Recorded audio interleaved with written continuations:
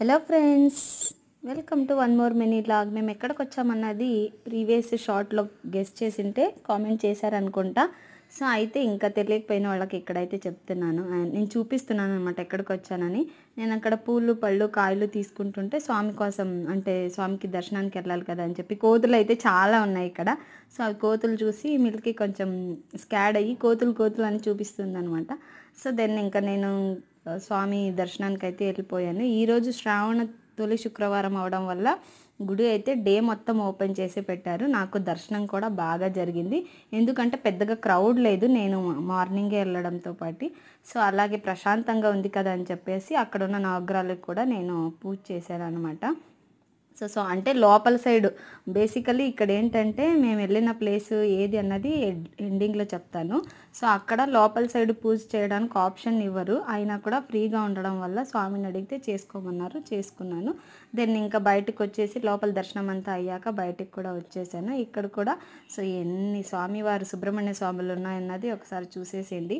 ఈ మన లాగ్స్ చూసేవాళ్ళు ఎవరన్నా ఈ ప్లేస్కి విజిట్ చేశారా? సో అయితే మీ పేరు ఊరు కామెంట్ చేయండి. ఇక్కడ మేము పూజకని వెళ్ళినప్పుడు అక్కడ వేరే పంతులు వారు, అంటే వేరే పురోహితులు ఒకరు ఇక్కడ సుబ్రహ్మణ్య స్వామికి పూజ చేస్తూ ఉండేవారు.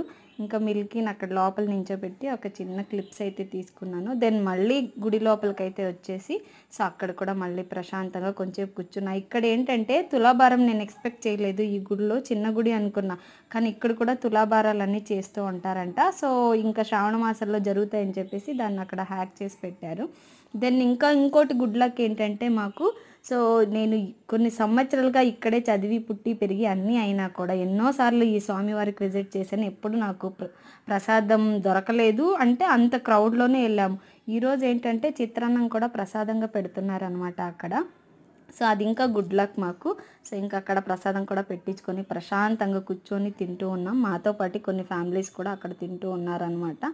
సో దాంతోపాటు కుక్కల ఆడావిడి కూడా భారీగా ఉంది ఇక్కడ.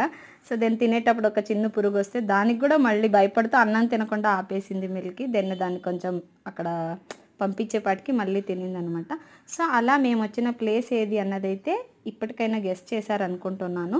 సో దెన్ ఇంకా తిని ప్రశాంతంగా ప్రసాదం దర్శనం అన్నీ చేసుకున్న తర్వాత అలా అక్కడే దగ్గరలో ఉన్న ఒక చిన్న పార్క్లో మిల్కి కాసేపు ఆడుకుంటానని చెప్పిందనమాట. సో ఆడుకో అని చెప్పాను. ఆమె ఆడుకుంటుంటే ఆమెతో పాటు ఒక పెద్ద పిల్ల కూడా వచ్చింది ఆడుకోవడానికి. ఆ పిల్ల ఎవరు అన్నది నాకు కూడా తెలియదు, ఎందుకంటే అక్కడ మేము వెళ్ళినప్పుడు పరిచయం అయ్యి ఆ అమ్మాయి ఆడుతూ ఉందన్నమాట మిల్కి.